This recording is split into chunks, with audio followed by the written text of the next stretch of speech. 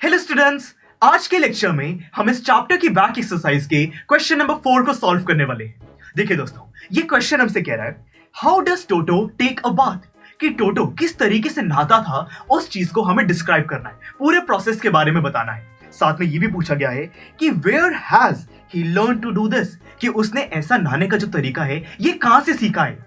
और दोस्तों, इसी क्वेश्चन का एक और पार्ट है कि how does Toto almost boil himself alive, कि ऐसा क्या हुआ था कि टोटो बिल्कुल बॉयल होने वाला था। उस इंसिडेंट को भी हमें डिस्क्राइब करना है। तो देखिए दोस्तों, मैंने आपको बताया था कि विंटर इवनिंग्स में, ठंड में जब भी टोटो को नहाना होता था, तब ग्रैंड मदर उसके लिए एक बड़े से बाउल में गर्म पानी लाती थी।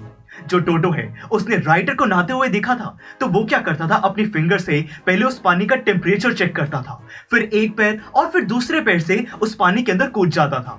फिर उसके बाद जब वो पानी ठंडा हो जाता था, वो एकदम भाग के किचन की तरफ जाता था कि वो खुद को सुखा सके। एक दिन कुछ ऐसा हुआ कि उसने देखा कि किचन के अंदर जो गैस है उसके ऊपर एक केटल रखी हुई है जिसके अंदर पानी बॉईल हो रहा है। उसको लगा कि वो उसके नहाने का पानी है, वो उसके अंदर कूद गया। पर धीरे धीरे जैसे पानी बॉईल हुआ, वो समझ गया कि उसको उस केटल से बाहर निकलना होगा, पर वो बाहर नहीं निकल पाया। वो तभी बच पाया जब फाइनली कुछ टाइम बाद ग्रैंड मदर आई और उसको केटल से बाहर पुल कर लिया। तो बस दोस्तों, इसी पूरे प्रोसेस को हम अपने वर्ड्स में एक्सप्लेन कर सकते हैं। जैसे कि देखिए, मैंने पहले लिखा कि फॉर टोटोस बाथ, कि टोटो के बाथ के लिए grandmother would give a large bowl of warm water, कि एक बड़ा सा लार्ज बाउल वार्म वाटर का उसको दिया जाता था।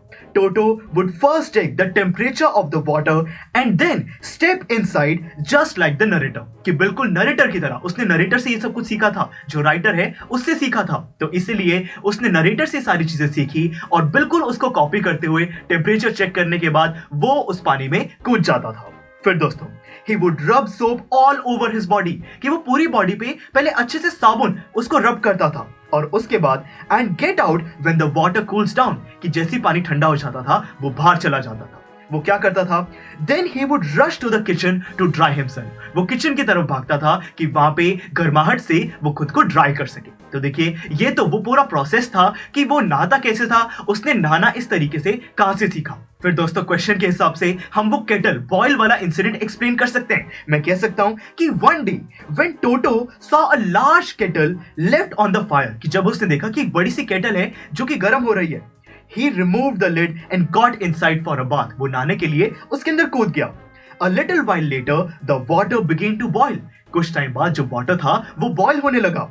Toto tried but could not get out, टोटो ने बड़ी कोशिश करी पर वो उस केटल से बाहर नहीं निकल पाया। और एंड में क्या हुआ, at last the grand mother came and pulled half boiled toto out of the kettle, कि फाइनली ग्रैंड मदर आई और टोटो को केटल से उन्होंने बाहर निकाल लिया। वो ऑलमोस्ट बॉयल होता होता बच गया था। तो देखिए दोस्तों, कितनी आसानी से हमने ये क्वेश्चन नंबर 4 को सॉल्व कर लिया। चलिए अब मिलते हैं अगले लेक्चर में, जिसके अंदर हम बात करेंगे इस बैक एक्सरसाइज के लास्ट क्वेश्चन यानी कि क्वेश्चन नंबर 5 की। See you in the next lecture.